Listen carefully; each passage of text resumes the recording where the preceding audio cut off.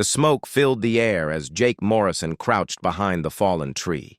His squad was trapped on the forest moon of Valdris Prime, and the void swarm was closing in from all sides. The black creatures moved through the trees like shadows, their razor claws gleaming in the dim light. Jake counted his remaining ammunition and knew they would not last another hour. Corporal Lisa Bennett was beside him, her rifle aimed at the tree line. Blood ran down her arm from a deep cut, but she did not complain. Sergeant Kate Palmer and Private Amy Cross held the right flank, their faces grim but determined. They were 20 kilometers from the extraction point with no way to call for help. The communication array had been destroyed in the first attack. Then Jake heard something that made him freeze. It was not the clicking sound of the void swarm. It was a roar that shook the very ground beneath them. Fire erupted from the sky, turning 3 of the creatures into ash. A massive red dragon descended through the canopy, its wings spreading wide enough to block out the twin suns. On its back sat a figure in silver armor. The dragon landed between the humans and the advancing swarm. Its rider dismounted with fluid grace, drawing 2 curved blades that glowed with an inner light. She was tall and slender, with silver hair that fell past her shoulders and skin that seemed to shimmer like moonlight. Her eyes were violet and cold as she surveyed the battlefield. Jake had never seen one of the Silvery before. The ancient elven race rarely involved themselves in the wars of younger species, but here she was, cutting through the void swarm like they were nothing more than grass. Her movements were too fast to follow, each strike precise and lethal. The dragon breathed fire in controlled bursts, never letting the flames touch the human soldiers. In less than 5 minutes, the immediate threat was gone. The woman stood among the smoking remains of the swarm, not even breathing hard. She turned to face Jake and his squad, and her expression was one of clear distaste. "Humans," she said, her voice carrying an accent that spoke of centuries past. "Of course it would be humans." Jake rose slowly, keeping his weapon lowered but ready. "We appreciate the help." The woman sheathed her blades with a sharp motion. "I did not come to help you. I came to kill the swarm. You simply happened to be in the area." "Either way, you saved our lives," Lisa said, applying a bandage to her arm. The elven warrior looked at her with those cold, violet eyes. "Do not mistake circumstance for compassion. I have no love for your kind. You are reckless, destructive, and far too eager to involve yourselves in conflicts you do not understand." Jake felt his jaw tighten, but kept his voice level. "We are fighting the same enemy. The void swarm does not care what species we are." "That much is true," the woman admitted. She glanced at the darkening sky. "More will come when night falls. This moon is infested with them. I suggest you find shelter." "Our extraction point is 20 kilometers north," Jake said, "but we will not make it before dark, not with our wounded." The elven warrior was silent for a long moment, her hand resting on the neck of her dragon. The creature watched Jake with intelligent eyes that seemed to see far more than any animal should. Finally, she spoke again. "I am Elindra of the Silvari. This is Emberwing. We are hunting a particular swarm commander in this sector. If you can keep pace, you may travel with us until you reach your extraction point." It was not a generous offer, and her tone made it clear she considered it a burden. But Jake knew they had little choice. "We accept," he said. "I am Captain Jake Morrison. This is Corporal Lisa Bennett, Sergeant Kate Palmer, and Private Amy Cross." Elindra did not acknowledge the introductions. She simply turned and began walking north, her dragon following close behind. The humans gathered their gear and hurried to keep up. They traveled in tense silence through the forest. Elindra stayed 10 meters ahead, never looking back to see if they were following. Emberwing walked beside her, occasionally spreading his wings to glide over obstacles. The dragon was enormous, easily the size of a small aircraft, yet it moved through the dense forest with surprising grace. As dusk approached, Elindra called a halt in a clearing. "We camp here.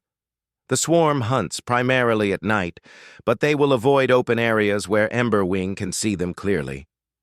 The humans set up their camp on one side of the clearing. Elindra made no move to help them. Instead, she built her own small fire 50 meters away, as far from them as the clearing allowed.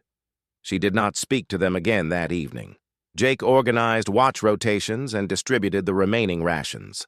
They were down to emergency supplies, but no one complained. Being alive to eat dry rations was better than the alternative. As full darkness fell, Jake noticed something strange.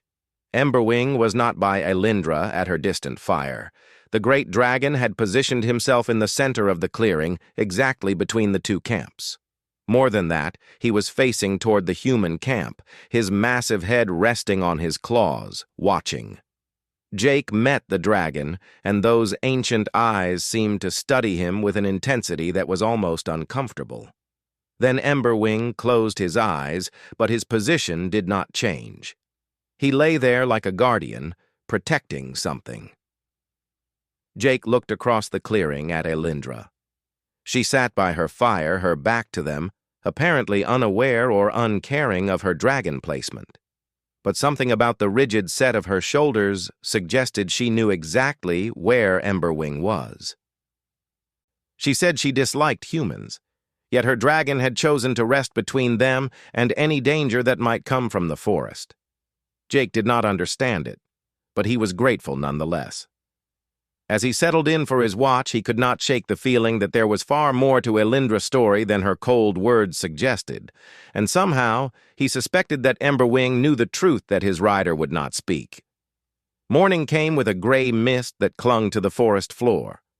Jake woke to find Elindra already awake, cleaning her blades with methodical precision. She had moved her camp during the night, he realized. She was now only 30 meters from where the humans slept, though she still kept her back to them. Emberwing stretched his wings, the membrane catching the early light like stained glass. The dragon rumbled deep in his chest, a sound that vibrated through the ground. Then he did something unexpected. He walked over to where Jake was rolling up his bedding and lowered his massive head, breathing warm air across the human captain. "Emberwing, come!" Elindra called sharply. The dragon ignored her. He continued to examine Jake with those impossibly old eyes, then made a sound almost like a purr before returning to his rider. Elindra looked distinctly uncomfortable, her jaw tight as she sheathed her weapons. They broke camp in silence and continued north. The forest grew denser, the trees so tall that little sunlight reached the ground. Strange sounds echoed in the distance, reminders that this moon was hostile territory. Kate kept her scanner active, watching for any signs of the swarm. "Contact," Kate said suddenly, her voice low. "Multiple signatures, closing fast from the east." "How many?" Jake asked, already moving his squad into defensive positions. "At least 20. They are moving in a coordinated pattern." Elindra turned back to look at them for the first time that morning. "They are hunting. The swarm here has learned to work in packs. Your weapons will not be enough." "Then we will make them enough," Jake said, checking his rifle. Something flickered in those violet eyes. Respect, perhaps, or maybe just acknowledgement that humans were stubborn. Elindra drew her blades. "Stay behind Emberwing. Let him be your shield." The swarm burst from the trees like a black wave. These creatures were larger than the ones from yesterday, their armor plates thicker and their claws longer. They moved with terrifying speed, their clicks and shrieks filling the air. Emberwing met them with a blast of fire that turned the first rank to ash. The humans opened fire, their bullets finding weak points in the creature armor. But there were too many. They kept coming, climbing over their own dead to reach the defenders. Jake saw one of the creatures break through the line, heading straight for Lisa. He moved without thinking, throwing himself between them. His knife found the creature's throat even as its claws raked across his shoulder. Pain exploded through him, but he kept fighting. Then Elindra was there. She moved like lightning, her blades cutting through the creature that had wounded Jake. But she did not stop there. She positioned herself directly over him as more swarm members attacked, her weapons dancing in patterns too complex to follow. She was fighting with a fury that seemed personal, killing anything that came near the fallen human captain. "Get up!" she snarled at him, never taking her eyes off the enemy. "You do not have permission to die here." Jake struggled to his feet, his shoulder burning. Together with Lisa and the others, they held the line. Emberwing fire and Elindra blades carved through the swarm until finally, blessedly, there were no more. Elindra was breathing hard now, sweat on her brow. She looked at Jake wound and her expression darkened. Without a word, she pulled a small vial from her belt and poured the contents over his injury. The pain vanished instantly, replaced by a cool, tingling sensation. The wound began to close. "Sylvari medicine," she said curtly. "It will heal in hours instead of days. Do not waste it by being reckless again." "I was protecting my soldier," Jake said. "I saw what you did." Her voice was sharp, but there was something else underneath it. "You threw yourself at a creature that could have torn you apart. That is not tactics. That is stupidity." "That is leadership," Jake replied calmly. Elindra stared at him for a long moment, then turned away. "We move. Now, before more come." They walked in silence for another hour. Jake noticed that Elindra was limping slightly, though she tried to hide it. During the battle, she had taken a glancing blow to her leg. She had been too busy protecting him to fully defend herself. When they stopped for a brief rest, Lisa approached Elindra cautiously. "You are injured. Let me help." "I need no help from humans," Elindra said, but her voice lacked its earlier coldness. "You saved our captain life," Lisa said quietly. "More than once. The least we can do is return the favor." For a moment, it seemed Elindra would refuse. Then, surprisingly, she nodded and allowed Lisa to bandage her leg. She watched the human work with an expression Jake could not read. It was as if she was seeing something that confused her. That evening, they camped in another clearing. This time, Elindra set up her fire only 20 meters from the humans. She did not join them, but the distance between them was shrinking. Jake was on first watch when he saw her. Elindra sat by her fire, staring into the flames, and on her arms were marks he had not noticed before. They looked like scars, but they formed deliberate patterns. He had read about such things in the cultural briefings. Among the Sylvari, certain scars were marks of mourning, permanent reminders of those they had lost. She had lost someone important enough that she carried the memory in her very flesh. Emberwing had moved again during the evening. He now lay directly between Elindra fire and Jake position, but facing toward Jake. The dragon head was turned so he could watch the human captain, his eyes reflecting the firelight. Jake looked across at Elindra and found her looking back. For just a moment, their eyes met. Then she looked away quickly, as if caught doing something she should not. She said she disliked humans. She kept her distance and spoke with cold words. But her actions told a different story. She had risked herself to protect him in battle. She had used her precious medicine to heal his wound. And every night, despite her claims, she moved closer. Jake did not understand what was happening, but he knew one thing with certainty. Whatever Elindra felt about humans, it was far more complicated than simple dislike. And Emberwing, wise and ancient, seemed to understand something that both humans and his elven rider had yet to grasp. Tomorrow they would reach the extraction point. Tomorrow Elindra would go her own way, back to hunting her mysterious target. But tonight, under the stars of an alien moon, something was changing. Something neither of them was ready to name. They never reached the extraction point. An hour before dawn, Kate's scanner picked up something that changed everything. There was a structure 3 kilometers east, partially buried in the forest. The energy signature matched Sylvari technology, ancient and dormant. Elindra went very still when Kate reported this. "What kind of structure?" she asked. Her voice tight. "Large. Maybe a military outpost or research facility," Kate said, studying her scanner. "It is old, very old." Without another word, Elindra changed direction, heading toward the ruins. Jake and his squad followed, understanding without being told that something important was happening. Emberwing moved through the forest with unusual urgency, as if he too felt the significance of this discovery. The ruins emerged from the mist like ghosts.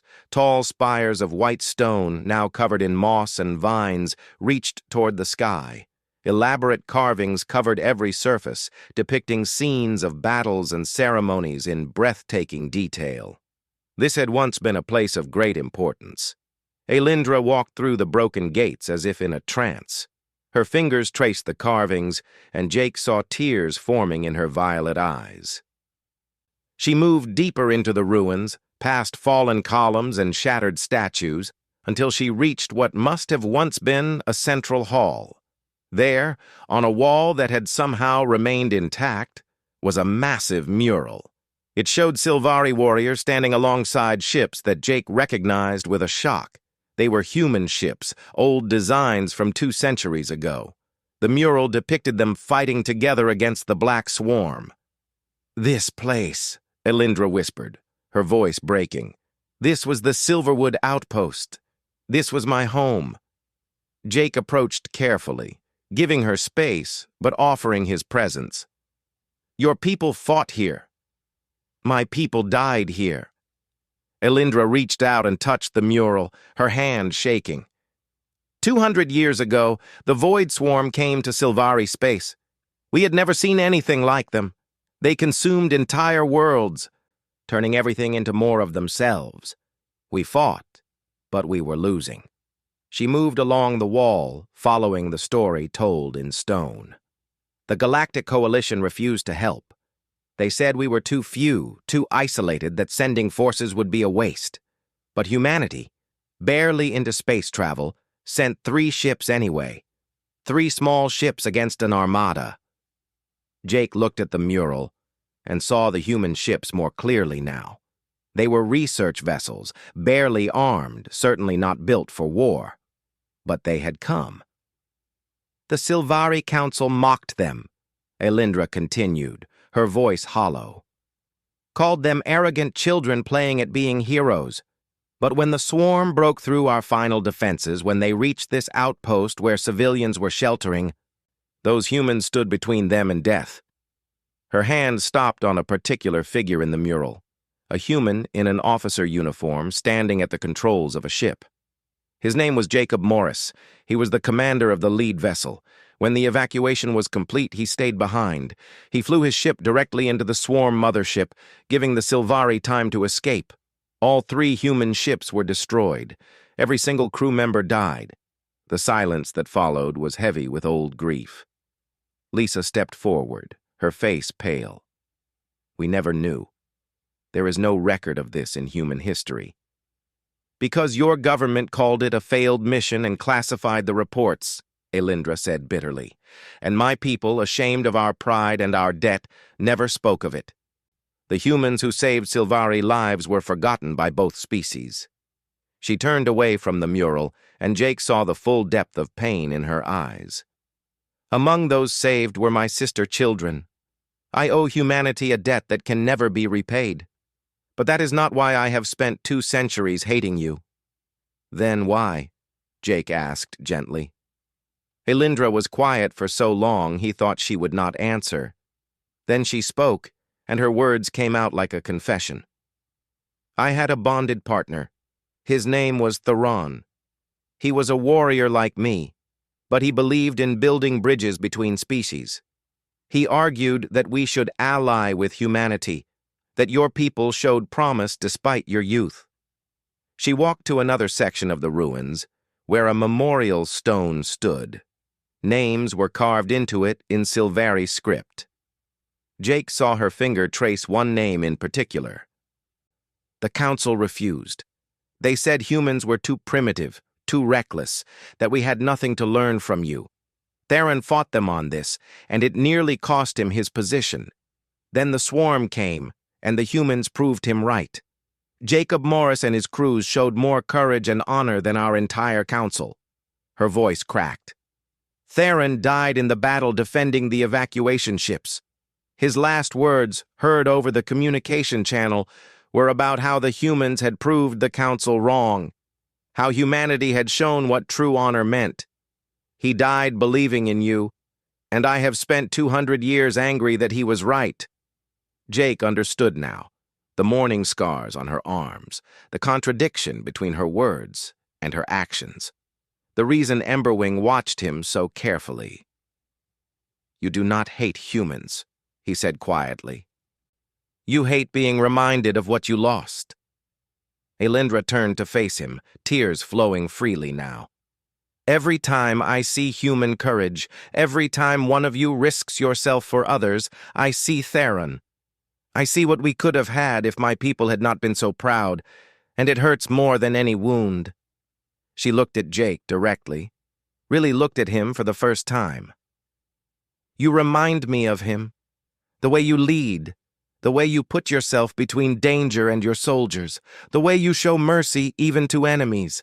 It is like watching a ghost, and I cannot bear it. That is why I stayed away. That is why I told myself I disliked you. But you kept moving closer, Jake said, because Emberwing would not let me hide. Elindra glanced at her dragon, who watched them both with knowing eyes. Dragons see souls, not bodies. He has been trying to show me something I did not want to see. That nobility and courage are not bound to any one species. That Theron's spirit lives on, just in different forms. She took a shuddering breath. I am tired of hating. I am tired of running from the past. Jacob Morris saved my family. Theron believed in your people.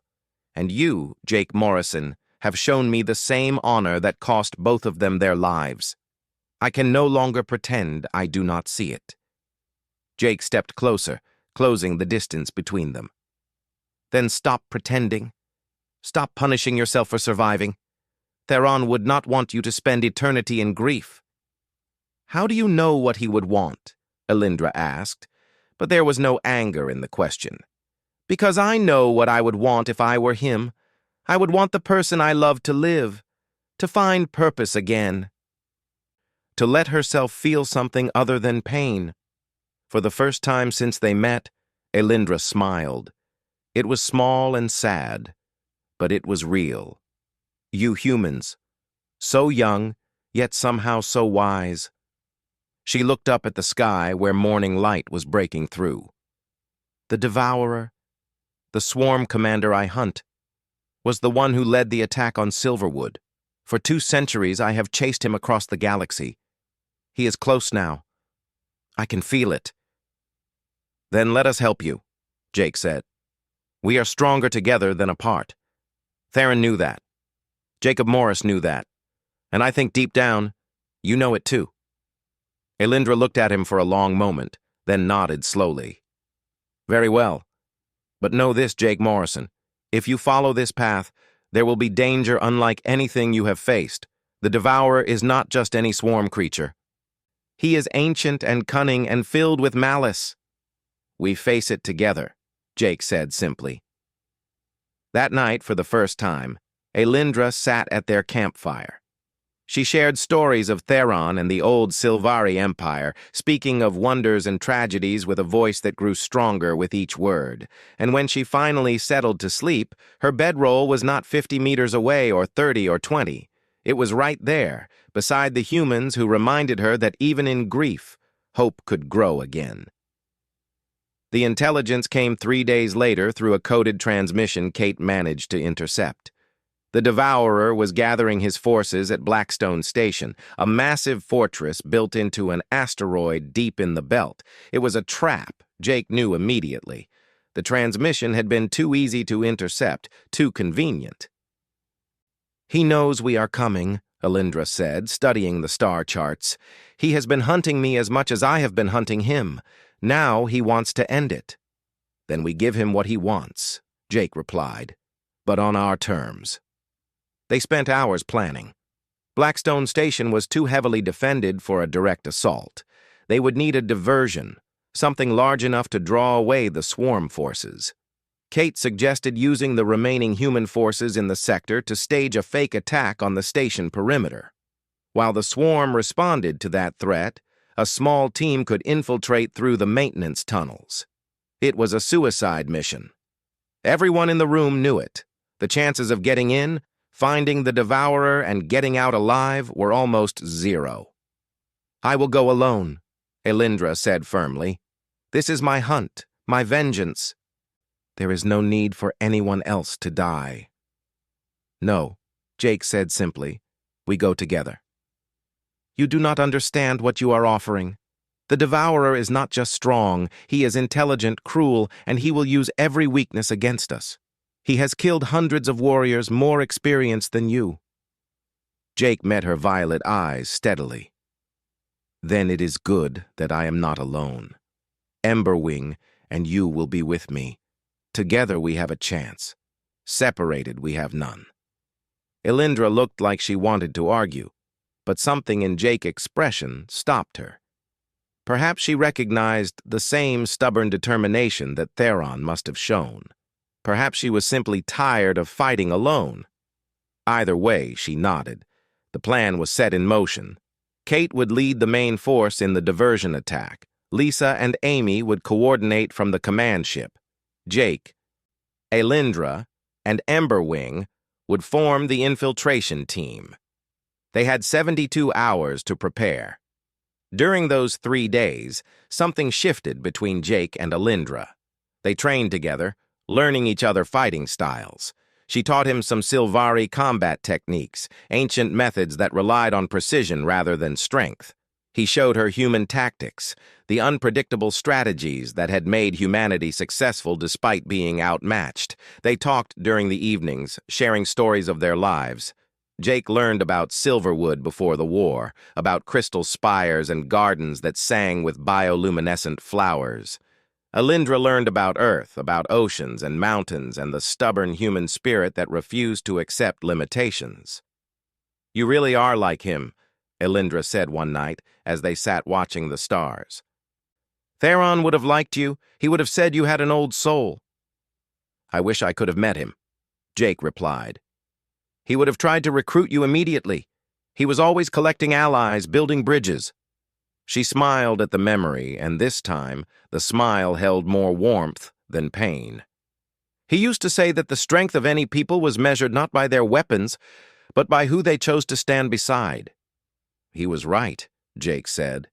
Elindra turned to look at him, and in her eyes was something Jake had not seen before. It was not just respect or friendship. It was something deeper, something that frightened and compelled her in equal measure. "I need to tell you something," she said quietly, "about why Emberwing has been watching you so carefully." Jake waited, sensing this was important. "Dragons do not see the world as we do. They see energy patterns, soul signatures. Each being has a unique resonance." She paused, choosing her words carefully. "Emberwing has been drawn to you because your soul resonance is similar to Theron. Not identical, but harmonious. He recognizes in you the same qualities that made Theron who he was." "Is that why you kept moving closer?" Jake asked. "Because Emberwing sensed something." "Partly, but also because I began to feel it myself." Elindra looked away, as if embarrassed by the admission. 200 years is a long time to be alone, Jake. A long time to carry grief without companion. When I met you, I told myself I was staying close to fulfill my debt to your ancestor. To protect Jacob Morris' descendant as I should have protected those humans long ago. "I am his descendant?" Jake asked, shocked. Elindra nodded. "I researched your name after the first battle. Jacob Morris had a son before he died. That bloodline continued down to you. You carry the legacy of the man who saved my family. But that is not why I stayed." She turned back to him, and now there was vulnerability in her expression that he had never seen. "I stayed because you made me feel something I thought died with Theron. You made me remember what it was like to trust someone, to fight beside someone who understood honor and sacrifice. And that terrifies me more than any battle ever could." Jake reached out slowly and took her hand. It was the first time they had touched without the excuse of combat or medical necessity. Her skin was cool and smooth, and he felt a slight tremor run through her fingers. "After tomorrow, we may not survive," he said quietly. "The Devourer will throw everything at us. We could die in those tunnels, far from home and light." "I know," Elindra whispered. "Then I want you to know something before we face that darkness. You are not alone anymore. Whatever happens in Blackstone Station, whatever the Devourer throws at us, we face it together, not because of debt or legacy or dragon wisdom, but because I choose to stand beside you, and I would make that choice 1,000 times over." Elindra's eyes glistened with unshed tears. "Why?" she asked, her voice breaking. "Why would you risk so much for someone who spent so long pushing you away?" "Because I see who you really are," Jake said simply. "Not the cold warrior, not the grieving survivor, but the person underneath, the one who has spent 2 centuries protecting others while refusing to let anyone protect her. You deserve to have someone stand beside you, Elindra. Theron would want that for you, and so do I." For a long moment, they simply sat there, hands clasped, under the alien stars. Then Elindra leaned forward and rested her forehead against Jake, a gesture of trust and intimacy among her people.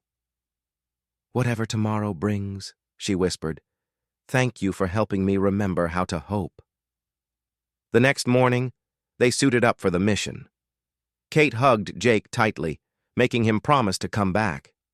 Lisa gave him a lucky coin that had survived 3 campaigns. Amy just saluted, her eyes bright with unshed tears. As they boarded the shuttle that would take them to the infiltration point, Jake looked back at his squad one last time. They had become his family over years of war, but now he was walking into darkness with a different kind of companion, an elven warrior who had finally let down her walls, a dragon who had seen the truth before any of them, and a mission that would either end the threat of the Devourer or claim all their lives. Emberwing launched from the hangar, his powerful wings carrying them toward Blackstone Station. Elindra rode in front, her silver hair streaming in the wind. Jake held on behind her, feeling the warmth of her back against his chest. She said she disliked humans, but now, heading into almost certain death, she leaned back slightly into his embrace. And that small gesture said more than any words ever could. The Devourer was waiting.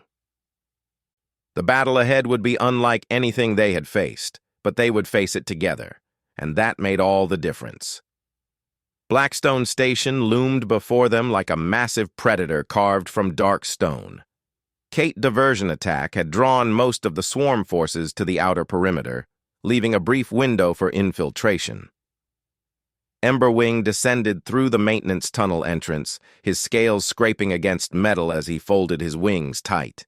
The interior was a nightmare of shadows and organic corruption. The swarm had transformed the station, covering walls with their black carapace material. It pulsed with a sickly light, as if the station itself had become a living thing. The air was thick and wrong, making it hard to breathe. They moved through the corridors in tense silence. Elindra led with her blades drawn, their glow providing the only clean light in the darkness. Jake followed close behind, his weapon ready. Emberwing came last, too large for comfort in the narrow passages, but refusing to be left behind. The first ambush came without warning. Swarm creatures dropped from the ceiling, their claws aimed at exposed necks. Jake fired in rapid bursts while Elindra spun and cut, her movements a deadly dance. Emberwing fire could not be used in such close quarters without risking them all, so the great dragon used his claws and tail, crushing anything that came near. They fought their way deeper into the station, following the energy signature that Kate had identified as the Devourer location. With each level, the resistance grew stronger. The swarm was learning their patterns, adapting their tactics. It became clear this was more than just defense. They were being herded. "It is a trap within a trap," Elindra said, breathing hard as they paused in a junction. "He has been watching us since we entered." "Then we spring it," Jake replied, "but on our terms." They found the central chamber on the lowest level. It was vast, easily 100 meters across, with a vaulted ceiling disappearing into darkness. And in the center, on a throne made of twisted metal and bone, sat the Devourer. He was enormous, twice the size of any swarm creature they had fought. His carapace was deep purple, almost black, covered in patterns that hurt to look at. But worse than his size or appearance were his eyes. They held intelligence, malice, and a terrible hunger that went beyond mere survival.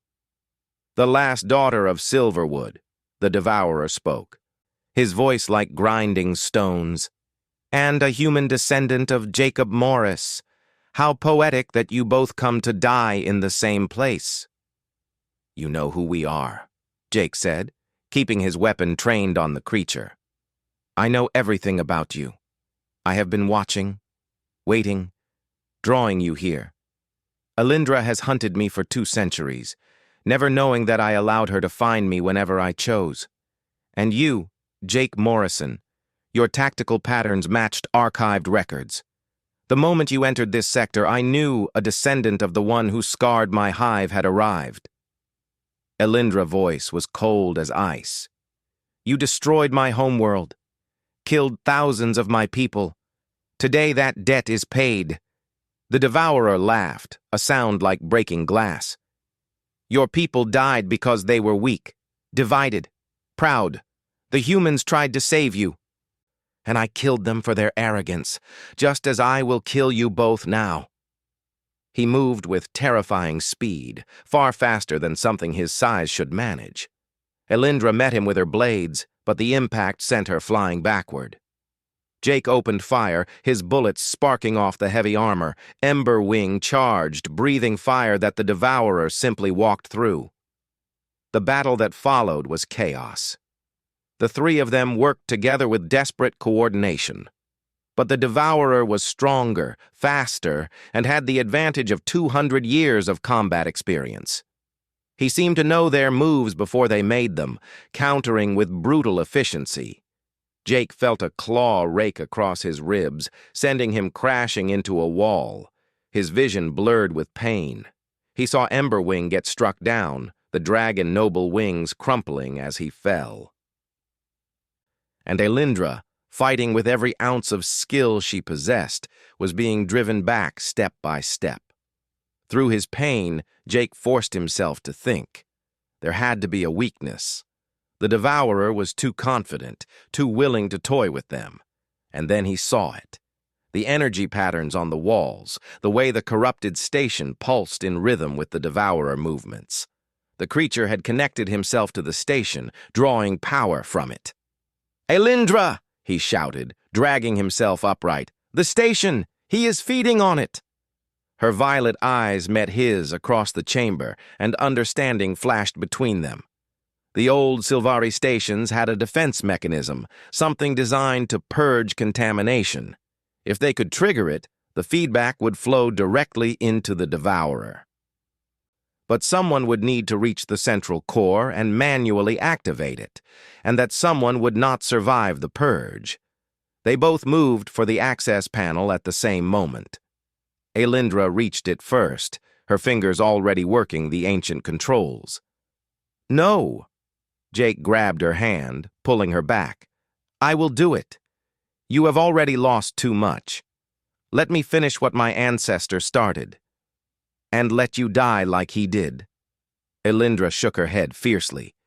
I have lived 200 years of grief, Jake. Let me do something worthy of Theron memory. Let me protect someone I care about for once. I care about you too, Jake said desperately. That is why I cannot let you sacrifice yourself. The Devourer was advancing, having swatted Emberwing aside once more. They had seconds at most. Then Emberwing's voice filled their minds. Not words, but pure communication. Ancient dragon wisdom showing them a third path.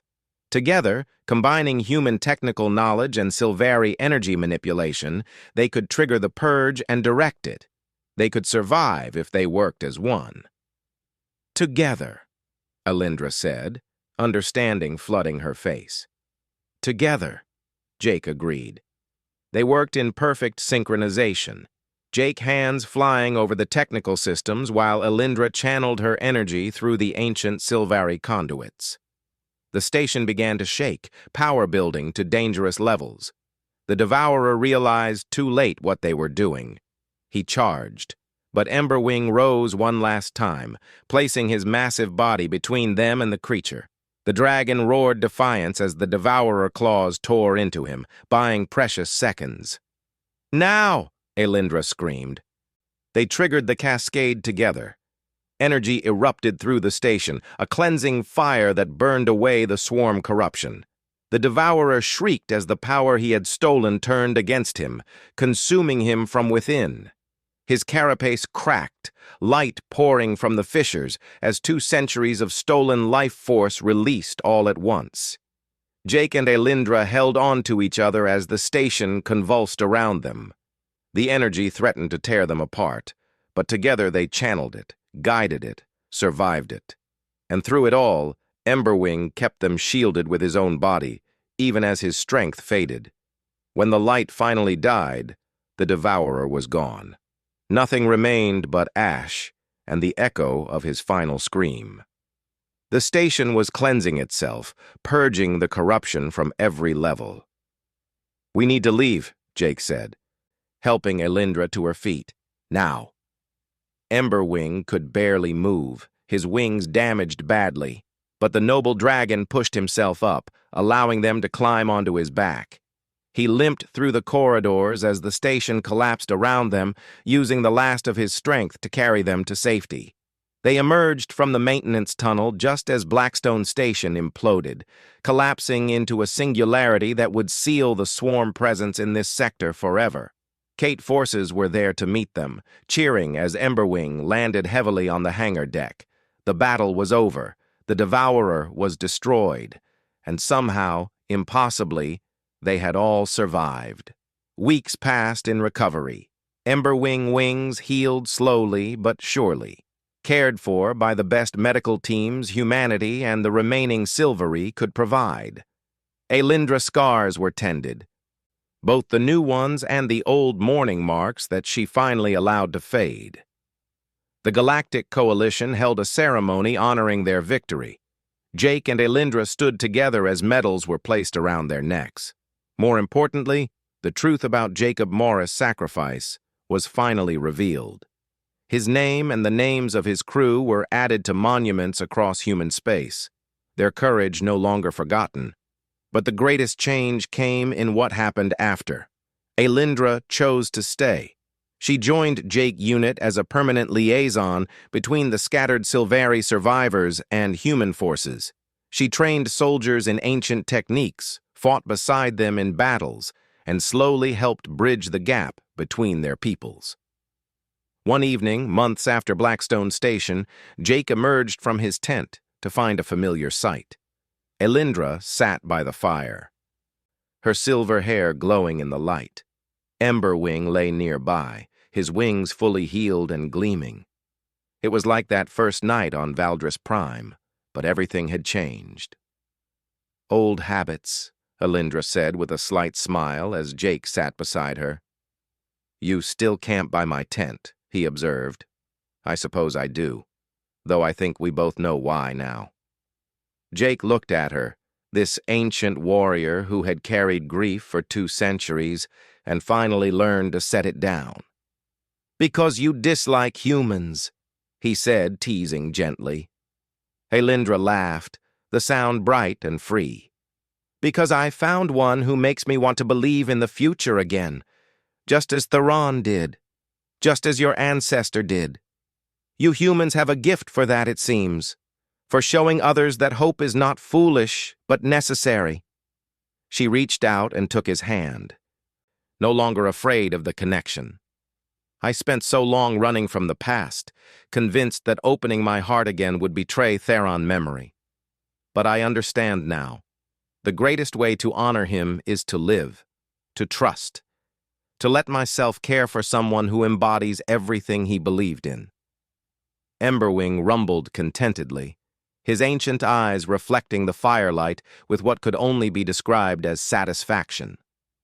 The dragon had known all along what his rider needed to discover for herself.